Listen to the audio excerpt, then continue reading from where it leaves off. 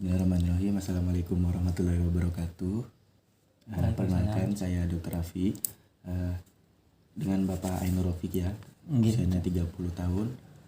Di sini keluhannya mual, muntah, kemudian diare dan tidak ada makan. Sering muntah juga Pak ya, sudah 2 hari ini. Nah, jadi saya akan melakukan infus Pak, memasang infus. Jadi memasukkan cairan ke dalam tubuh Bapak lewat vena Bapak. Nah, nanti mohon maaf kalau kurang nyaman karena tangan Bapak nanti ditusuk sama jarum supaya cairannya bisa masuk. Apa Bapak bersedia? Bersedia. Ya, sebelum itu ini tanda tangan surat pernyataan ya Pak ya, atau inform consent supaya tindakannya berjalan dengan lancar dan tidak ada kendala. Silakan Pak, ini inform consentnya. Kasih dokter. Ya. Tanda tangan ya dokter. Ya, silakan tanda tangan di sebelah situ. Oke, baik, terima kasih Pak. Ya silakan Bapak bisa berbaring di tempat tidur. Baik, saya akan menyiapkan alat infusnya terlebih dahulu. Ya, untuk alat-alat yang digunakan untuk menginfus, yang pertama ada cairan infusnya. Kita di sini memakai NaCl 0,9%. Kemudian ada infus set, yang ini macro drips. Kemudian ada abokat, yaitu jarumnya nanti, atau kateter intravena yang kita gunakan. Nah, seperti ini. Kalau untuk anak bayi, adik bayi itu pakai yang seperti ini, yang namanya wing needle. Kemudian ada kasa, ada plester untuk memfiksasi infusnya nanti. Kemudian ada handscoon non steril, ada tourniquet, kemudian ada handscoon steril. Dan sebenarnya nanti ada juga alkohol dan povidone iodin untuk desinfeksi. Ya, selanjutnya kita akan mengidentifikasi lokasi vena. Yang pertama kita siapkan pasiennya dulu untuk berbaring senyaman mungkin. Kemudian kita pilih tangan pasien yang jarang digunakan. Nah, di sini misalkan tangan kiri. Nah, kita kasih perlak di bawahnya atau alas. Nah, seperti ini anduk. Nah, kemudian kita sing-singkan baju lengan pasien ke atas. Nah, kita identifikasi tangan pasien. Usahakan tidak ada edema ataupun tanda-tanda infeksi di tangan pasien untuk pemasangan infusnya. Ya, setelah kita mengidentifikasi vena pasien, kita akan mengecek peralatannya lagi supaya lengkap dan akan memakai handscoon non steril. Nah, di sini ada handscoon non steril. Kita pakai handscoon non steril.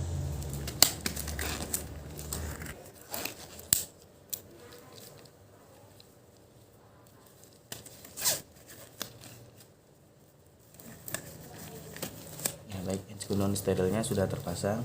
Kemudian kita akan menyiapkan cairannya, yaitu di sini NaCl 0,9%. Nah, kita letakkan cairan ini di gantungan infus seperti ini. Nah, terus kita buka tutupnya ini. Dan kita menyiapkan infus setnya. Di sini kita pakai macro drip karena pasien dewasa. Nah, setelah kita buka, jadinya seperti ini. Kemudian kita buka tutupnya di bagian ujung ini. Nah, tampak di sini ada bagian yang tajam. Nah, kita tusukkan ke situ. Ya, sebelum itu kita desinfeksi dulu supaya steril dengan kasa yang dikasih alkohol. Di bagian ujung sini, di bagian sini. Setelah disinfeksi, kita buang ke tempat sampah atau di bengkok. Nah, kita mulai menusuknya. Nah, pastikan dulu yang sebelah sini penguncinya itu terkunci ke bawah seperti ini supaya tidak mengalir, dan kita bisa mulai menusuk.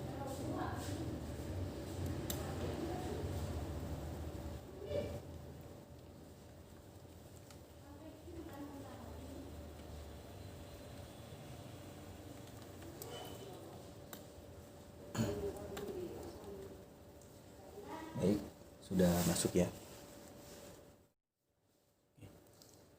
Setelah kita pasang, kita kan tadi masih tertutup, kita longgarkan supaya cairannya keluar dan mengisi selang, dan supaya tidak ada udara yang tersisa dalam selang. Oke, sudah cukup, kita tutup lagi. Kemudian kita menyiapkan lengan pasien untuk membendung vena pasien dengan tourniquet. Pertama kita pasang tourniquet di lengan bagian atas pasien. Usahakan pas dan tidak terlalu kencang. Kemudian setelah kita pasang tourniquet, kita lihat bendungan vena-vena yang di sini akan menggembung. Kita identifikasi lagi untuk pemasangan infusnya. Misalkan di sini, oke, di sini. Setelah itu kita bisa membuka sarung tangan non steril kita dan kita buang ke tempat sampah medis. Oke. Setelah itu kita bisa melakukan cuci tangan secara WHO, bisa dengan hand rub ataupun dengan air mengalir dan sabun. Kita lakukan cuci tangan dengan cara WHO.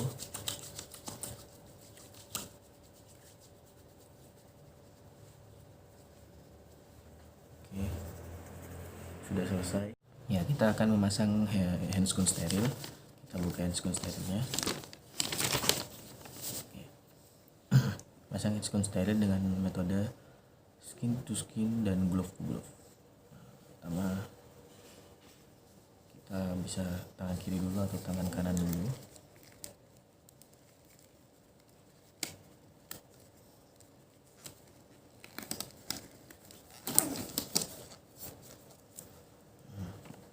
Kemudian kita masukkan ke sini untuk tidak menyentuh bagian dalamnya.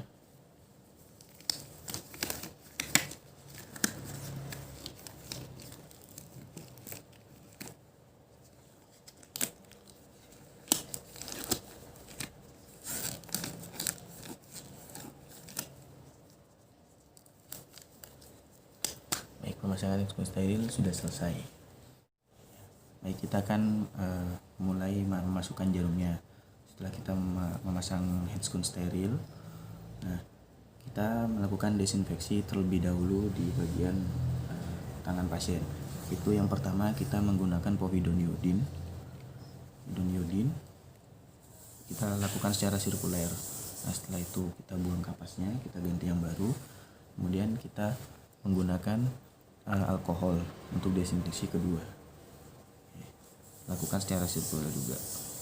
Nah, setelah disinfeksi, kita buang kapasnya tadi, baru kita mulai untuk memasukkan jarumnya. Baik, kita buka tutupnya. Nah, pastikan lubang jarum menghadap ke atas. Baik, kita mulai. Bismillahirrahmanirrahim. Kita mulai memasukkan. Ya. Setelah sudah masuk, kita tarik jarumnya pelan-pelan. Nah, pastikan ada darah yang keluar. Nah, setelah kita terlihat darah yang keluar, bisa kita lepas tourniquetnya. Bisa kita lepas tourniquetnya. Oke, nah, anggap aja sudah terlepas. Nah, setelah itu kita bisa langsung tarik semua jarumnya.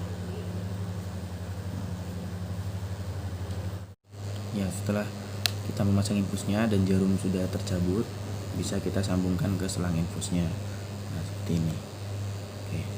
Nah, supaya tidak bergerak-gerak, kita bisa mengfiksasinya dengan Hansaplast. Nah, kita siapkan seperti ini, plaster. Kita fiksasi di bagian sini. Nah, bisa kita tambahkan secukupnya supaya infusnya tidak bergerak-gerak. Bisa dilakukan secara melingkar seperti ini.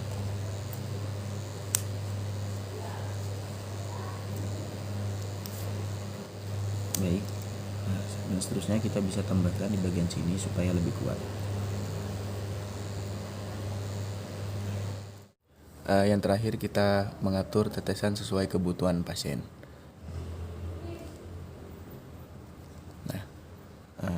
Setelah kita atur, baik, kita biarkan seperti ini. Alhamdulillah pemasangan infus sudah selesai, berjalan dengan lancar. Setelah itu kita bisa membuang sampah-sampahnya ke tempat medis dan kita bisa buka handscoonnya.